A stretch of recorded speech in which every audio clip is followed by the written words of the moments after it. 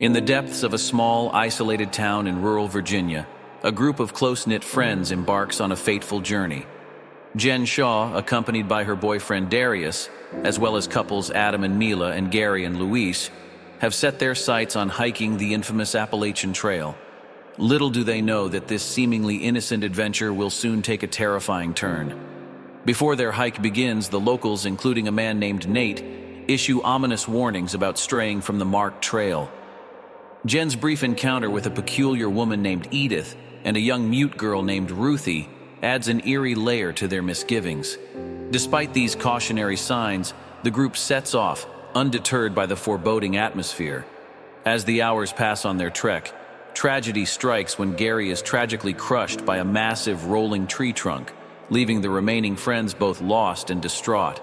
With heavy hearts, they establish a campsite for the night, hoping to find solace in the shelter of darkness. However, their respite is short-lived. At dawn's break, the group awakens to the shocking realization that Mila has vanished, along with their only means of communication, their cell phones.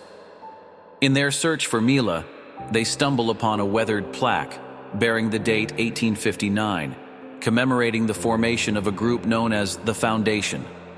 These settlers held the belief that the demise of the United States was imminent. In their desperate quest to locate Mila, Adam unwittingly falls victim to a hidden trap. Soon after, the group discovers Adam being carried by two men cloaked in primitive attire, adorned with elk and deer skulls. Confronting these enigmatic figures, Adam manages to escape, unleashing a lethal blow upon the man wearing the elk skull. But their respite is short-lived, as Mila reemerges from hiding, revealing that she had been eluding the clutches of these menacing beings. Panic ensues as the group attempts to flee, only to find themselves ensnared by a horde of mask-wearing assailants.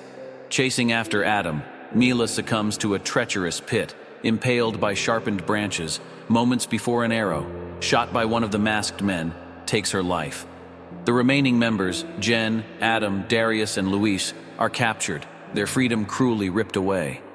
Forcibly transported to a primitive settlement nestled deep within the impenetrable forest, the friends are brought before a grim tribunal, charged with the crime of murder.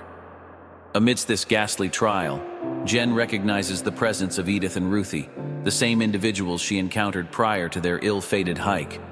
The leader of the Foundation, Venable, presides over the trial, declaring Adam guilty and condemning him to death. Jen, Darius, and Luis, accused of deception, are sentenced to endure an enigmatic fate known only as darkness.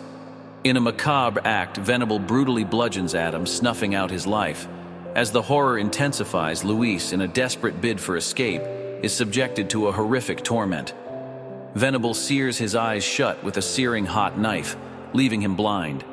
In a last-ditch effort to save herself and Darius, Jen pleads with Venable, employing every ounce of persuasion she can muster. She convinces him that their skills and loyalty could prove beneficial to the community, ultimately securing their survival. With heavy hearts, Jen and Darius find themselves reluctantly entangled in this malevolent enclave. Weeks morph into a nightmarish routine as Jen's father, Scott Shaw, embarks on a quest to find his missing daughter. Seeking assistance from the local motel owner, Scott employs the services of a seasoned tracker to guide him through the treacherous forest.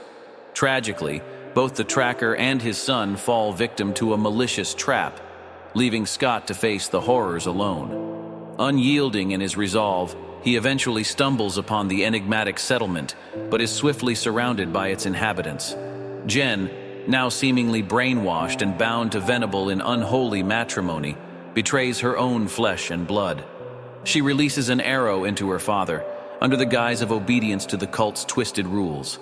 Venable, charging Scott with trespassing, subjects him to the same fate as the others: eternal darkness, imprisoned and forgotten.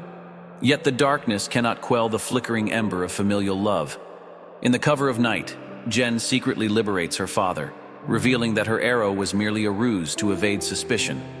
As they embark on their desperate flight to freedom, they encounter Darius, but his loyalty to the cult proves unyielding. Pressing forward, Jen's path crosses with Ruthie, a young girl who becomes an unlikely ally, aiding their escape as Venable and his devoted followers relentlessly pursue them. Amidst their harrowing journey, Jen and Scott are forced to confront the chilling reality of the Foundation's captives, blinded, disheveled souls bereft of hope.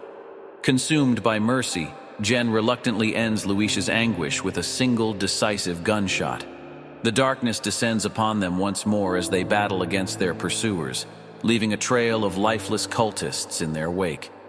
Even Edith, once a familiar face, falls victim to their desperate struggle. In a pivotal moment, Nate and fellow armed townsfolk materialize, offering a glimmer of hope. Their arrival coincides with a violent clash as the cultists wage their final assault. Amidst the chaos, one of the townsfolk falls, while Jen sustains a grievous wound. Yet, against all odds, they manage to seize an opportunity to escape. Venable stands helplessly, watching their retreat as they speed away. Months pass, and Jen and her father attempt to rebuild their shattered lives, seeking solace in the embrace of normalcy. Jen's visit to her stepmother's home takes an unexpected turn when she discovers her welcoming Venable and Ruthie into their neighborhood. Confronting Venable, Jen's pregnancy becomes evident, a cruel reminder of their unholy union.